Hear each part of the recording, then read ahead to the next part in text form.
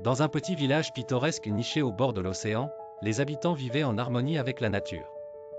Un matin, les pêcheurs racontèrent avoir aperçu une créature étrange près des rochers.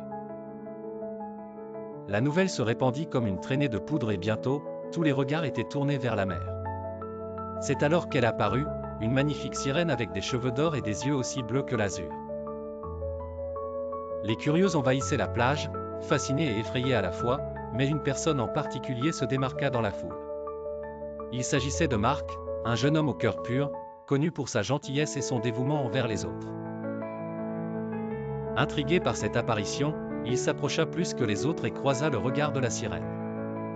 Dès cet instant, une connexion inexplicable s'établit entre eux. La sirène, nommée Sirona, revenait chaque soir rencontrer Marc. Ils passaient des heures à discuter de leurs mondes respectifs, se découvrant des émotions qu'ils n'avaient jamais ressenties auparavant. Marc lui montra la beauté du village, les rires des enfants, la chaleur humaine. En retour, Sirona lui dévoila les merveilles des profondeurs marines, parsemées de coraux scintillants et de créatures extraordinaires. Leur amour grandissait, mais leur bonheur était teinté de tristesse, car ils savaient que leur union était impossible. Un jour, une tempête terrifiante s'abattit sur le village. La mer, habituellement paisible, devint furieuse, menaçant d'engloutir tout sur son passage.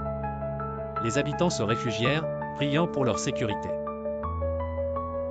Marc, préoccupé par Sirona, courut vers la plage déserte, espérant la retrouver. Il vit Sirona, en proie aux vagues déchaînées, et dans un ultime effort, tenta de la rejoindre.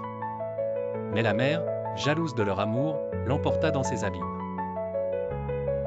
Sirona, dévastée, lança un cri de désespoir, une mélodie triste qui résonna à travers les eaux. Marc ne refit jamais surface. Les jours suivants, la mer retrouva son calme, mais une ombre de deuil planait sur le village.